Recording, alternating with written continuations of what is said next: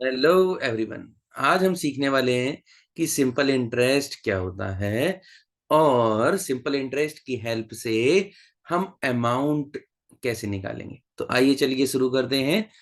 सबसे पहले हम बात करते हैं इसके फॉर्मूले की। तो सिंपल इंटरेस्ट का सबसे सिंपल सा फॉर्मूला है आपका पी आर टी अपॉन, क्या है, पी आर टी अपॉन 100, या फिर पीटीआर अपॉन 100 कह लो, या पीआरटी अपॉन 100 कह लो।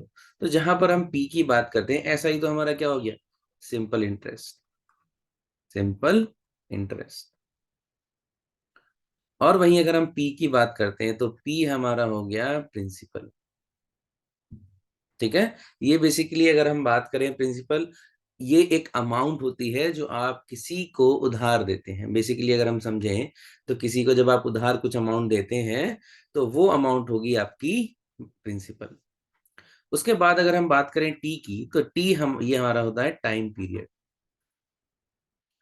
तो टाइम पीरियड मतलब यानी कि जितने टाइम के लिए, जैसे 1 साल हो गया, 2 साल हो गया, 3 साल हो गया, 4 साल हो गया, ये आपकी मर्जी है। और आपको याद रखना है कि टी हमेशा ईयर्स में होगा। ठीक है, टी हमेशा आपका ईयर्स में होना चाहिए। अगर जैसे नहीं दिया है तो आपको उसे ईयर्स में कन्वर्ट करना पड़ेगा। और आर की बात करें तो वो होगा आपका रेट ऑफ इंटरेस्ट। क्या होगा?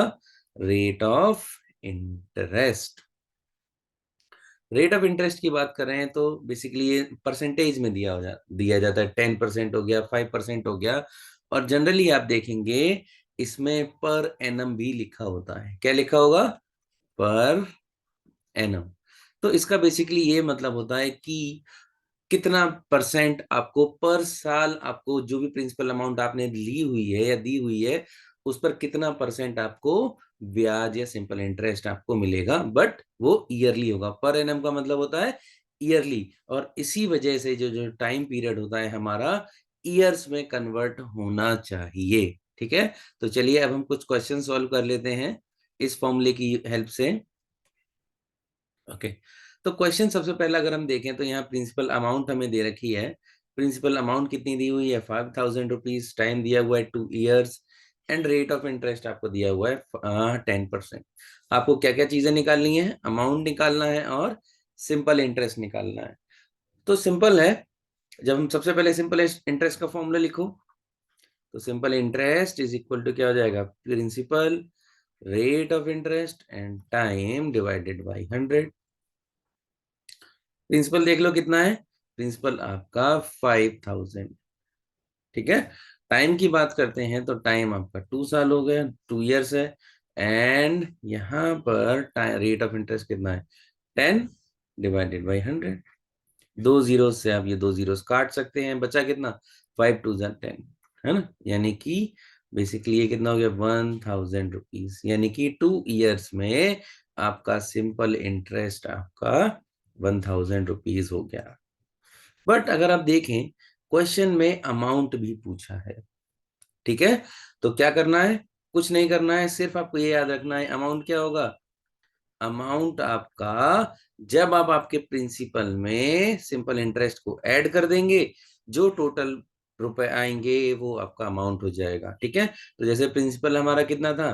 5000। और इसमें अगर आप 1000 और ऐड कर देते हैं तो कितना हो गया? 6000 रुपीज हो गया। ठीक है। तो ये हो गया आपका अमाउंट। इस तरीके से आपको निकालना है। चलिए अब हम आगे नेक्स्ट क्वेश्चन देख लेते हैं। नेक्स्ट क्वेश्चन में देखें अगर, तो प्रिंसिपल वही सेम 5000, टाइम पीरियड 6 मंथ्स दिया हुआ। ये तो समस्या हो गई, है ना। ये तो समस्या हो गई।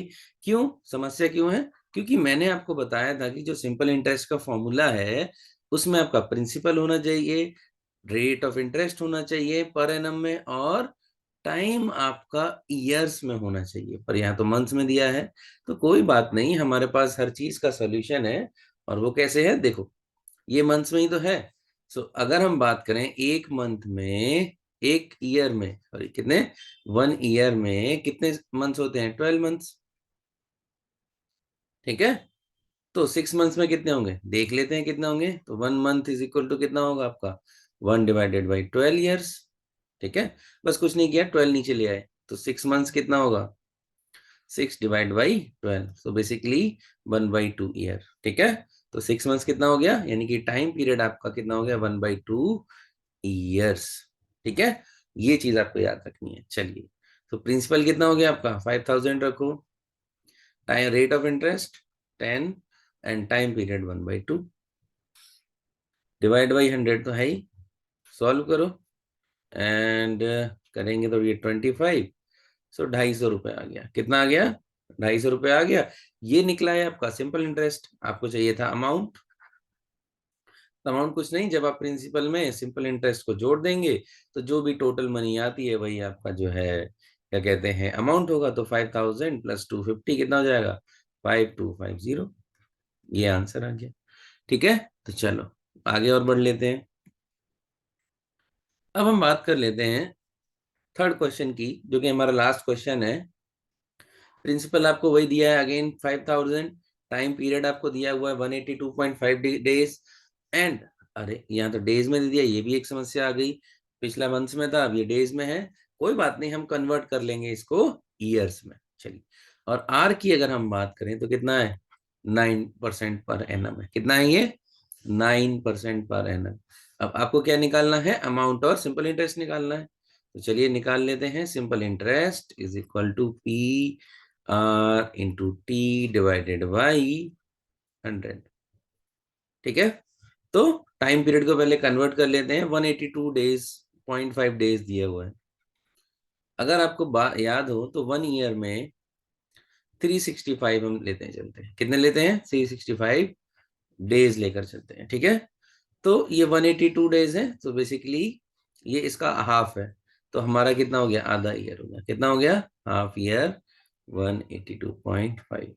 कुछ नहीं करना है आपको, बस जो भी जैसे ये डेज दिया इसको डिवाइड करेंगे आप 365 से, तो 1.5 आ जाएगा। तो ये हाफ ईयर आ गया। ठीक है, तो बस वैल्यूज पुट करो। प्रिंसिपल कितना है 5,000, रेट ऑफ इंटरेस्ट कितना है 9, टाइम पीरियड 1/2, डिवाइड कर दो 100 से।